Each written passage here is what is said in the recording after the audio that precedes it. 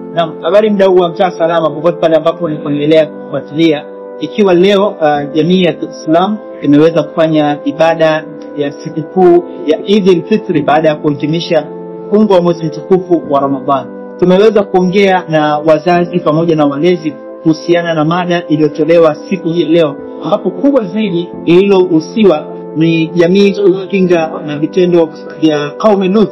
Maana yake tunarudi kule tunapopinga vitendo vya ulawiti na ubakaji kwa wasifu. Ni mengi sana ambayo tumeweza kuyaongea siku kwa nami kwenda kuwasikiza kile ambacho ndio tumejadili mbele ya. Assalamu alaykum wa rahmatullahi wa majina ni Fawadi Kasim.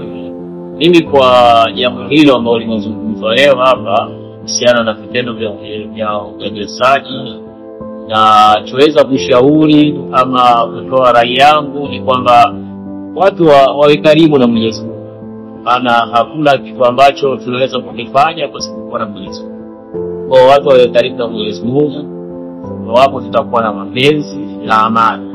Pasipokuwa kuwa karibu na Mwenyezi Mungu na kumcha Mwenyezi Mungu na kumtegemea, hakuwezi kuwa na amani wala hakuwezi kuwa na vitendo ambavyo havifai.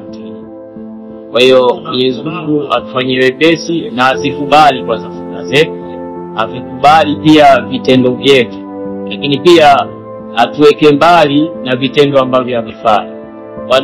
Watu wote ambao hawako pamoja na Mwenyezi Mungu basi wako pamoja na vitendo ambavyo vichafu. Kwa kwanza tujitegemeze sana kwa Mwenyezi Mungu, na inshallah tuombeane dua katika hilo, na inshallah inshallah. Mimi kwa jina naitwa Hamisi Abdalla Mbogware maarufu Makanulo. Katika kazi ya hotuba hii ya leo, kwa swala zima hasa la kupinga vitendo vya ukatili kama jamii, tunashauriana kwamba kwa sababu sisi ndio jamii wenyewe, na sisi miongoni mwetu ndio watu ambao tunafanya hivyo vitu. Ukweli vitu vingine tunasema havimpendezi Mwenyezi Mungu. Kwa maana kwa funga hii, funga ina 13, kila 10 lina sifa yake. Kwa hivyo basi kama kweli umeweza kutoka kwenye funga, basi vitu hivi kweli kama mtu unadiriki kufanya, basi nafikiri havimpendezi Mwenyezi Mungu, na vitu hivi ni vya kukemewa moja kwa moja. Kitu wangu kwa jamii kwa ujumla ni kwamba nafikiri tumrudie Mwenyezi Mungu, tusome sana vitabu vya Mwenyezi Mungu na makatazo yake. Na nafikiri ukisoma vitabu vya Mwenyezi Mungu utaweza kufanya hivyo. Jina naitwa Suleiman Juma Kitambi.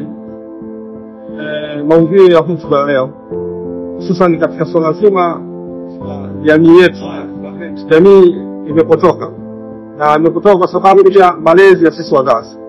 Wazazi kutokuwafuatilia watoto wetu kwa ukaribu zaidi, na hasa watoto wa kiume ambao wanaingia katika masuala ambayo kweli ni masuala mazito na hatakikani katika jamii.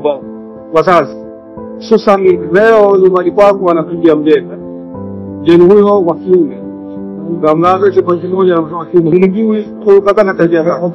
Hii ni hatari sana kwa wazazi. Jilinde sana watoto wetu wa kiume, hata wanapokwenda mashuleni wanakuwa kuna tabia ya kuwahoji na kuwatamua, kwa sababu wakati mwingine vitendo hivi vinaanzia mashuleni na nyumbani kwetu. Wale wageni ambao hawana maadili mazuri. Alhaji Shabani Ramadhani Swedi mshanika. Kwanza sio kwa jamii sio vizuri, na tunatakiwa tukemee hali na mali jinsia zote, tukemee.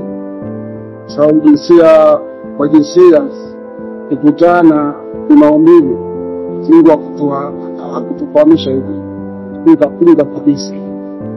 Mimi naacha jinsia ya kike naenda kwenye jinsia mwanaume. Au kwa nini naacha jinsia ya kiume unaenda jinsia ya kike?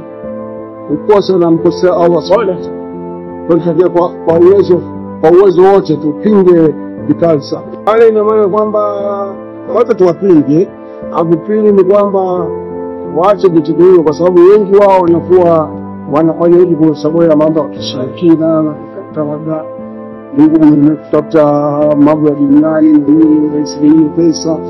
Ndio tujaribu kuongea na jamii. hasa wao wanaofanya vitendo vya namna hiyo waache kabisa.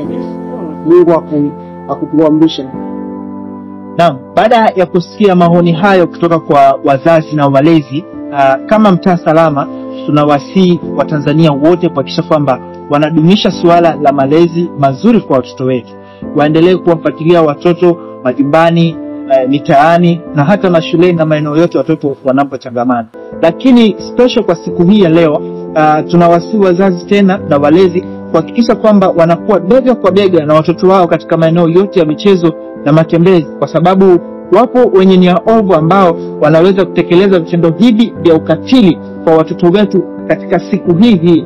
Kwa hiyo ni jukumu langu mimi na wewe kuhakikisha kwamba tunadumisha ulinzi na usalama kwa watoto wetu na kuwalinda dhidi ya vitendo viovu vya ulawiti, ubakaji, mauaji, utekaji na vitendo vingine ambavyo watu wenye nia mbaya wanaweza kutumia nafasi hii siku ya leo na kutekeleza unyama huu, na hivyo kuvunja furaha na umoja ndani ya jamii zetu.